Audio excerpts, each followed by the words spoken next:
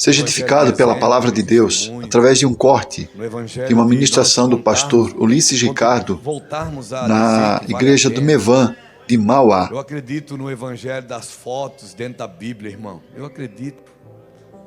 Eu acredito no evangelho que a mãe vai revelar uma foto, não é só o celular, é uma foto mesmo, colocar dentro da Bíblia e trazer todo dia de culto aquela foto do menino para Deus orar. Eu acredito, irmãos, na mulher que vai trazer a camisa do marido para o pastor orar, ungir ela, e ele vai usar essa camisa e ele vai ser transformado. Mas nós não vamos fazer a campanha da camisa ungida. Mas nós precisamos voltar a essas práticas. Por quê? Porque hoje tem mais mãe e mais esposa na fila, na delegacia, irmãos, fazendo medida protetiva, do que no altar da igreja pedindo oração para que seus filhos e seus esposos sejam realmente transformados por Deus. E a igreja, querida, ela tem esse poder, viu? Deus nos concedeu isso. Ele falou um dia, quando os discípulos estavam espantados com as curas, com os milagres, com as obras de Jesus. Ele disse: vocês estão espantados com isso? Deixa eu falar uma coisa: vocês farão iguais a estas e maiores ainda. Então é esse lugar hoje que nós precisamos entender. O evangelho realmente da transformação. O pastor Luiz Hermínio, e está de aniversário hoje, meu irmão amado, está fazendo 57 anos hoje. Meu Deus, Luiz Hermínio. E eu não estou lá, rapaz do céu, me perdi na agenda. Jesus, rapaz. Eu sei que vai dar B.O. amanhã. Imagina, tem gente que está indo, de pastores do Brasil todo indo lá para comemorar o aniversário. E eu saí. Ah, meu Deus, Deus me ajuda. Eu esqueci, viu, Luiz? Eu esqueci, meu irmão, perdão. Só dessa vez, tá? E o Luiz fala uma coisa, que ele teve uma experiência muito grande com isso, irmãos. Eu quero testemunhar isso para você nessa manhã, para saber o quanto é a importância da intercessão. Quanto é a importância de você saber que você não veio fazer parte de um clube, irmão, onde você só vai ter benefícios. Você não tem uma carteirinha de um clube onde você vai desfrutar de benefícios, onde você paga uma mensalidade e desfruta de benefícios. Não. Aqui é um lugar onde você realmente faz parte dessa obra. Você é parte disso, querido. Você tem encargo também. Ele fala que uma vez ele ministrava, bem, não existia o Mevan ainda, ele estava num outro ministério. E uma mãe começou, ele tinha que fazer lá o corredor de fogo. Meu Deus, irmão, no começo do Mevan nós tínhamos corredor de fogo também. Enquanto a gente é menino, Deus deixa fazer coisa de menino, viu?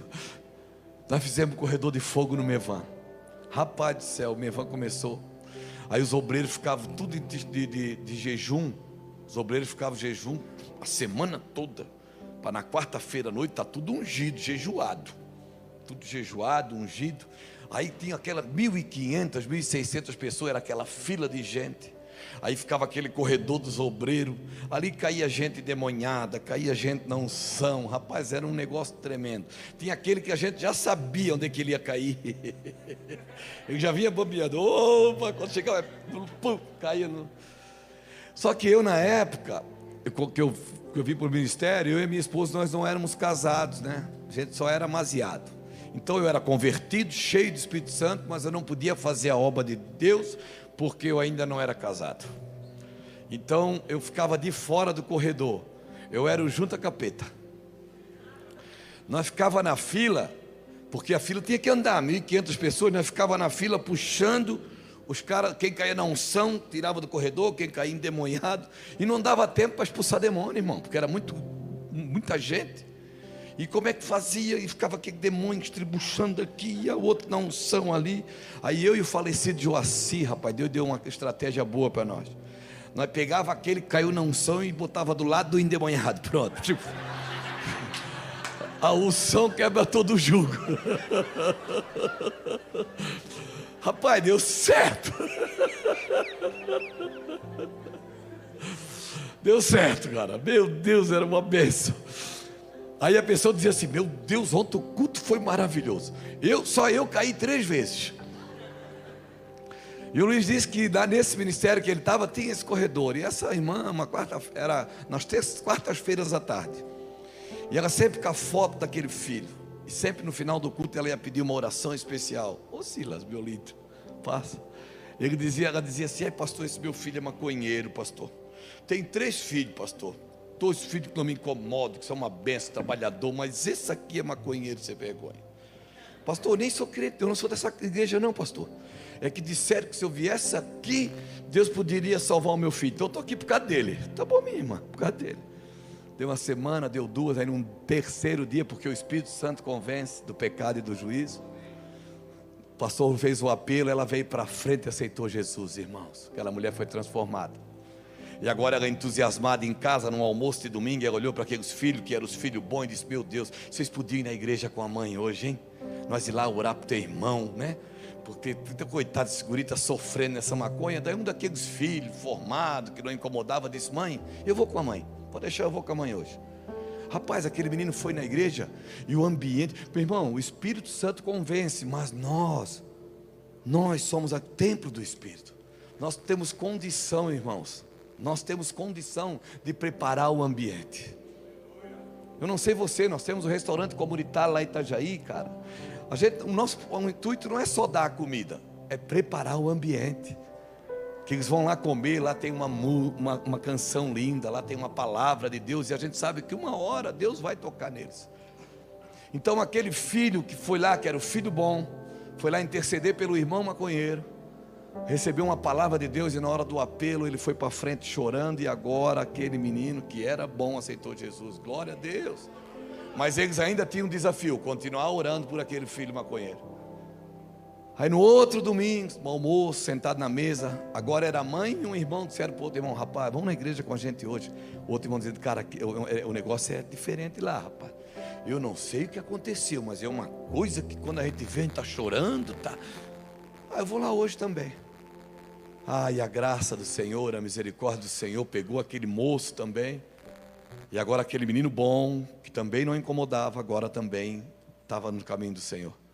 Agora você imagina que obra linda que Deus tem na vida desse maconheiro, irmão. Que só com a foto ele ganhou a família toda para Jesus.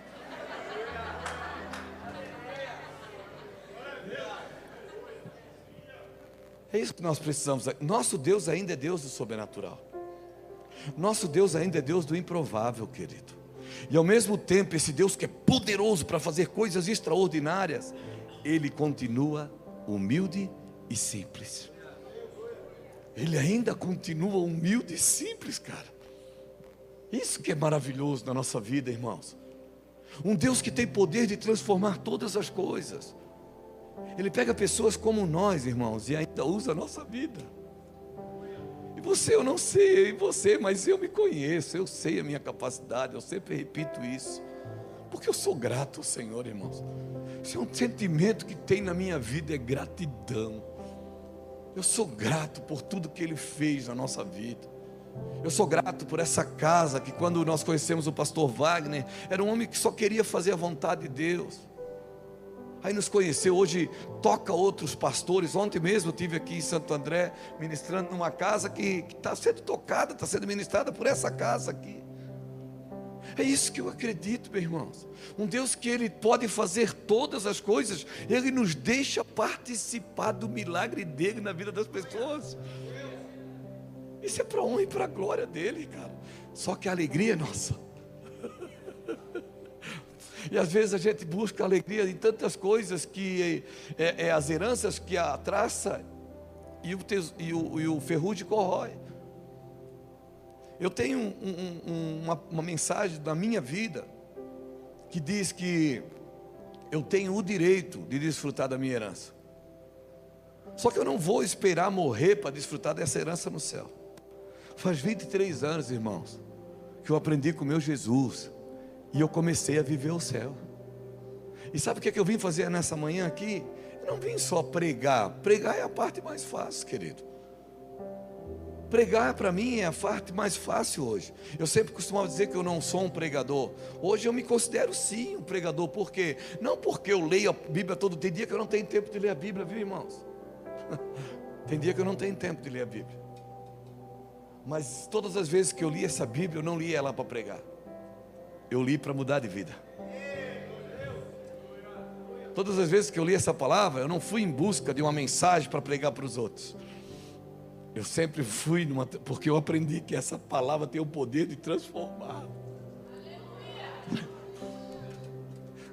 E ela transformou. Ela transformou a nossa casa. Ela transformou a nossa vida. Eu estou hoje aqui emocionado porque daqui a pouco, não tive tempo ainda, mas daqui a pouco eu vou ter que sair daqui e eu vou ter que fazer uma postagem para o Luiz Hermínio no meu Instagram. Nem é só eu que vou fazer, porque eu não sei, é o Renan que vai fazer para mim. Eu só vou dizer o que.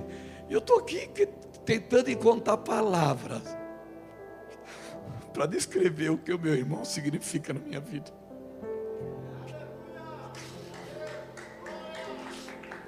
É isso.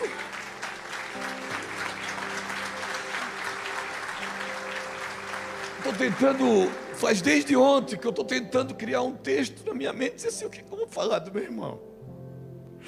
O cara que a decisão dele mudou a história de toda a nossa casa, querido. Talvez hoje você está aqui buscando por algo para você, entendendo que a sua família está em sofrimento, que você vê pessoas da sua casa se perdendo, e por causa da sua escolha, Deus vai transformar e edificar toda a sua casa. A glória é dele, toda honra e toda glória sempre vai ser dele, mas nós precisamos nos alegrar sim, porque esse é o plano de Satanás. O diabo não tem problema de nós conquistarmos, ele só não quer que nós desfrutamos de nossas conquistas e nos alegramos nela. E eu estou preocupado, de que é que eu vou escrever? Por quê? Porque palavras é pouco. Com palavras, pastor Adriano, eu não consigo expressar. Eu já falei isso tantas vezes na frente dele. Então o que é que eu faço? Eu sirvo. Meu irmão, eu luto por duas espadas. Deus sabe, eu falo isso dentro dessa câmera e diante de você hoje. Eu luto pela espada do Senhor, mas eu também luto pela espada do meu irmão Luiz Hermínio. O dia que eu tenho tempo, pouco tempo, de verdade, o dia que eu tenho pouco tempo para orar, eu nem oro por mim, eu oro por ele. Porque eu consegui reconhecer na vida do meu irmão, consegui reconhecer na vida do meu irmão o propósito de Deus. E eu não quero, eu sou suficiente em ser o Ulisses, o cara que é o irmão do Luiz Hermínio e que ajuda ele no processo. Faz 23 anos que eu estou do lado dele. Hoje as pessoas dizem assim, pastor, qual é o seu encargo no reino de Deus? Eu digo, eu sou apóstolo. Mas por quê? Porque o Luiz Hermínio disse que eu sou. Verdade, Wagner. Ele olhou para mim e disse, ó, cabeça, Deus mudou agora, Deus está me mostrando isso na tua vida, tu é apóstolo. Eu digo, por favor, e o que é que o apóstolo faz? Apostola. O apóstolo apostola, irmão. Então, pastor, você foi buscar. Meu irmão, eu confio em tudo que meu irmão fala para mim. Eu nunca fui buscar referência ou buscar coisa a respeito daquilo que ele falou para mim. Eu nunca questionei. Por quê? Porque eu reconheci a autoridade na vida do meu irmão. E é esses homens que Deus está levantando nesses dias. E é isso que eu tenho visto nessa casa, irmãos. Não é para encher linguiça aqui não, e nem glorificar o homem, mas o pastor Wagner, a pastora Renata, é uma casa de governo realmente. Homem que está diante de uma igreja hoje destacada. Uma igreja hoje que, olha só o culto que nós temos aqui pela manhã, e à noite vai ter o mesmo tanto de pessoas aqui, e se nós fizermos culto todos os dias aqui, vai ter pessoas todos os dias. E se ele vir aqui desafiar você, eu tenho certeza que ele tem escudeiros aqui, que tudo que ele falar aqui vai ser a verdade e as pessoas vão seguir e vão querer fazer. Então, mais do que tudo, o sucesso, querido, ele derruba mais do que o fracasso. Então eu louvo a Deus, porque Deus tem levantado nessa casa homens que conservam o coração do pastor Wagner, da pastora Renata, sendo coração de homem também. Todos os anos, juntar homem aqui para ir para um acampamento, irmão. Eles já tentaram me levar, mas eu já. Ele falou, tem um tal do Joaninho aí, ó. Sartei fora do Joaninho. Eu digo, não, Joaninho não. Só vou se eu for convidado especial. Joaninha não. Vai lá, rapaz, agora, faz pouco tempo nós fomos, estava lá em Itajaí, liguei para o Luiz, vamos lá no jantar do Wagner. Eles alugam uma casa, meu irmão, pessoas que vão de carro, vão de avião, para se juntar, só os homens vão lá para... E não é uma casa, é longe do mar, viu? A casa que eles ficam é longe do mar, eles ficam lá na Santa Lídia. Fica longe, não é um gazinho bonito, pé na areia, não, é longe de tudo. Eles que fazem a comida, rapaz. Esse ano eles levaram, tem um cozinheiro aí que é top. E agora, graças a Deus, não tem mais macarrão no churrasco. Primeiro, rapaz, na fome, convidaram uma vez nós para o churrasco, chegou lá, tinha macarrão no churrasco. Eu digo, não, macarrão com churrasco não, irmão, não. Não, macarrão com churrasco não, pelo amor de Deus.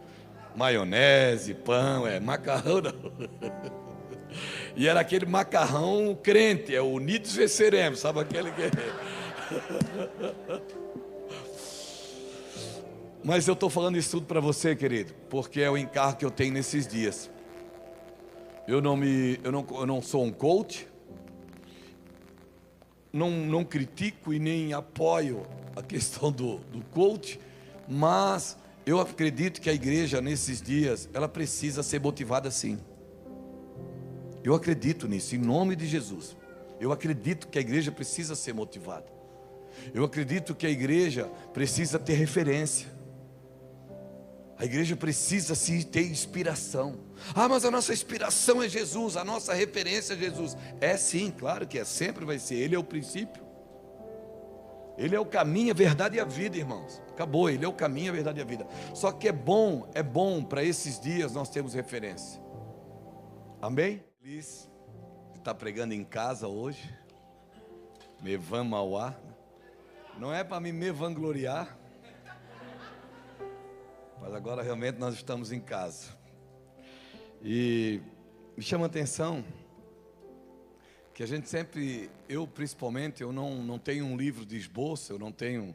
Agora eu tenho até um iPad, está em branco ainda, eu ganhei um iPad, irmão.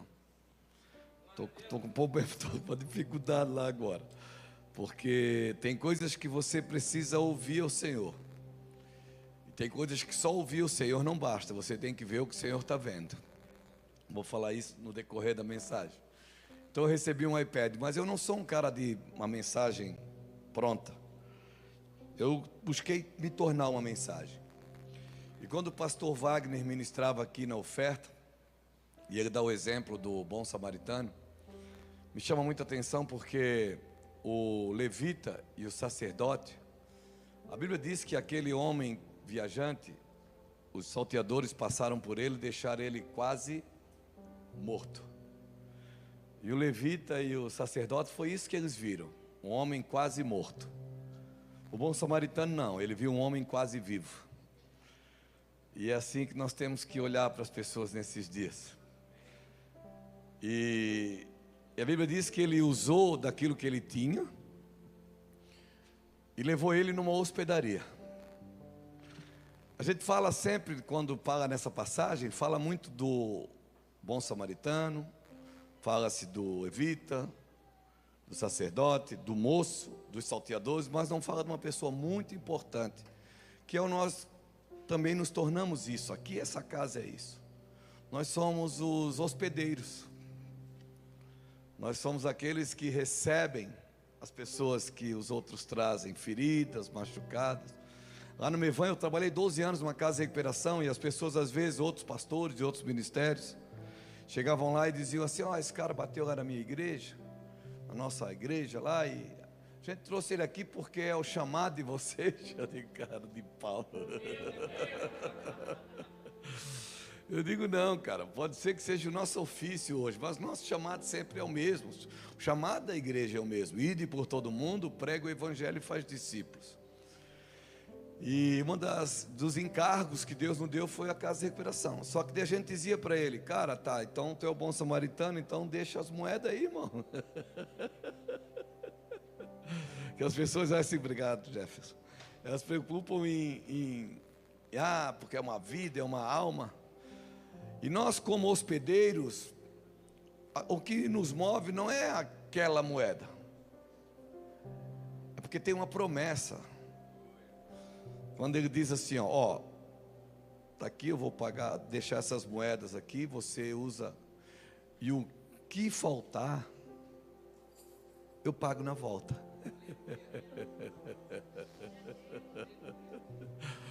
Nós somos aqueles que não trabalhamos por aquelas moedas, nós trabalhamos pela volta, irmão. Aquelas moedas para nós, ela não significa nada. O que faz realmente a diferença para nós é a volta. E eu sei que ele vai voltar, irmão. Amém?